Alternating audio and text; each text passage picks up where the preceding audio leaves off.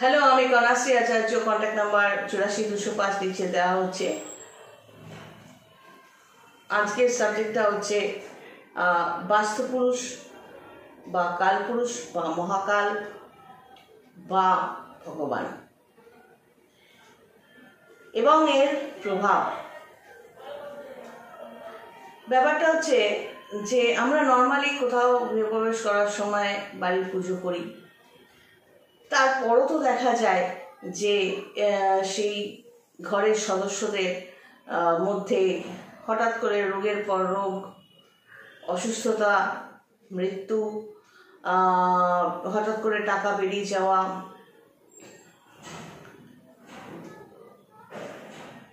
কেউ না কেউ বিপদে চলে যাচ্ছে, টাকা আসলে হয়তো অনেক পরিমাণে আসছে, কিন্তু সেই টাকা ধরে রাখার কোনো রাস্তা নেই, কোনো না কোনো একটা ইস্যুতে বেরিয়েই যাচ্ছে। তো এরকম বিভিন্ন ম্যাটার, মানে জীবনে যা যা হয়, অল নেগেটিভসের কথা বলছি, সব নেগেটিভ ম্যাটারগুলো ঘটছে। এবার তখন প্রশ্ন আসে, আমরা তো গৃহপ্রবেশ করেছিলাম, পুজো করলাম, তাহলে এই সমস্তটাই হলো ওই বাস্তুপুরুষ বা কালপুরুষ বা মহাকাল বা ভগবান। এই যে এখানে ছকে আমরা যে ছকটা বানাই, date of birth, place of birth, time of birth দিয়ে একজনের ছকটা বানাচ্ছি, এখানে কিন্তু দেখবে যে বাস্তুপুরুষের এইরকমভাবে একটা ছবি থাকে। এবার এখানে লগ্ন রাশি আমরা যে বানাচ্ছি, এবার ঘর মানে বাস্তু, যেখানে তুমি হয়তো বাসিন্দা বা বাস করবে, তোমার লগ্ন বা রাশি সাপেক্ষে অ্যান্টি ক্লকওয়াইজ 4th হাউসটা হবে তোমার বাসস্থান। একজন জ্যোতিষী কিন্তু সেই বাসস্থানটা দেখে, পজিশনটা দেখে বলতে পারে তোমার বাস্তুদোষ আছে কি নেই। এই এক কথায় আমরা বলে দিই বাস্তুদোষ, আমি অন্তত বলে দিচ্ছি, কিন্তু ভেতরে ঢুকি না, কারণ তার জন্য যে যাকে বলবো তাকেও তো ধৈর্য সহকারে শুনতে হবে। সবাই তো চাই ইনস্ট্যান্ট বলবো আর ইনস্ট্যান্ট সলিউশন পেয়ে যাবো। শোনার মানসিকতা তো সেরকম দেখি না। তো একটা জায়গায় যে আমরা থাকবো, সেখানে অপশন 1 যে তুমি ঘটা করে পুজো করলে, তারপর ভালো ভালো চলো, কিন্তু তোমাদেরই যে কজন সদস্য ওখানে থাকছো, তাদের জন্য, তাদের কর্মের জন্য, মানসিকতার জন্য সেই বাস্তু দূষিত হতে শুরু করে। সেই বাস্তুর যে ব্রহ্মস্থান, মানে যতটাই স্কোয়ার ফিট হোক না কেন, তার ঠিক মধ্যস্থানটা খুঁজে বার করতে হয়, সেটাই হবে তোমার ব্রহ্মস্থান। সেই ব্রহ্মস্থান নিয়ে আমি অবশ্যই এখানে উইদাউট মানি আমি এখানে ডিসকাস করব না, আমার কাস্টমার অবশ্যই জানে।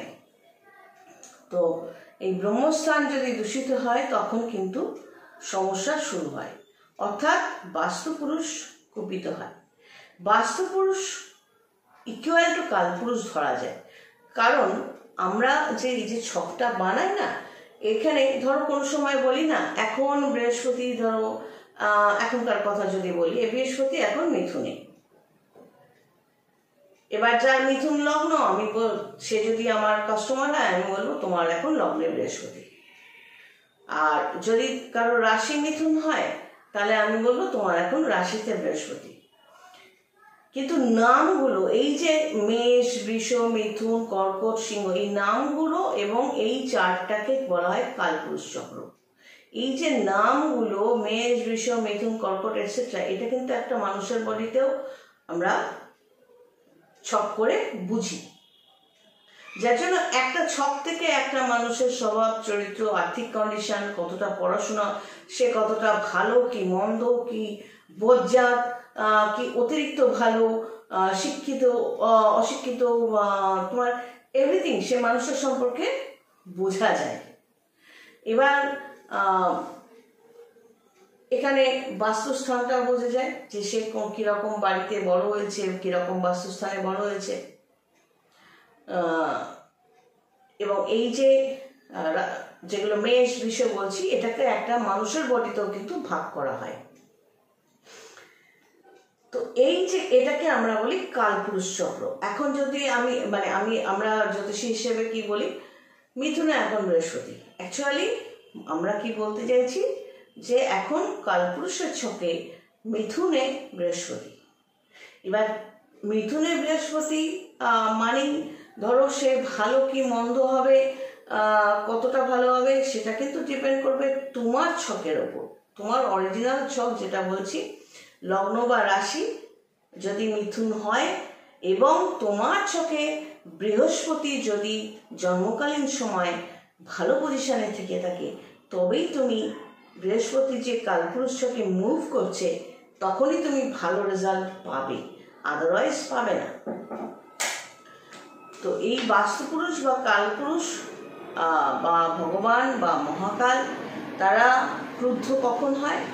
যখন সেই বাড়ির সেই বাস্তুর সদস্যরা হঠাৎ করে গৃহপ্রবেশ করার পরও তাদের নিজেদের নেগেটিভ অ্যাক্টিভিটিগুলো পরিবর্তন করে না, সেগুলোকে ডিলিট করে না এবং উত্তরোত্তর তাদের অসভ্যতা অভব্যতা বেত্তামেজি বেড়েই চলে, তখন সেই বাস্তুস্থানের মানে বাস্তুপুরুষ সোকল্ড কালপুরুষ সোকল্ড ভগবান বা একটা পজিটিভ এনার্জি, যাকে আমি অন্তত মনে করি যে অলমাইটি গড একটা বিশাল বিশাল পজিটিভ এনার্জি, যার জন্য বলিও যে অত বিশাল একটা পজিটিভ এনার্জি কখনো কোনো মানুষের উপর বড় হতে পারে না।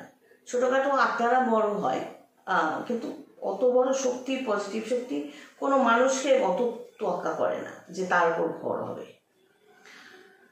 তো সেই ভগবান হয়তো ব্রহ্মস্থানে ক্রুদ্ধ হয় এবং তখন সেই বাড়িতে সব নেগেটিভ রেজাল্ট আসতে শুরু করে।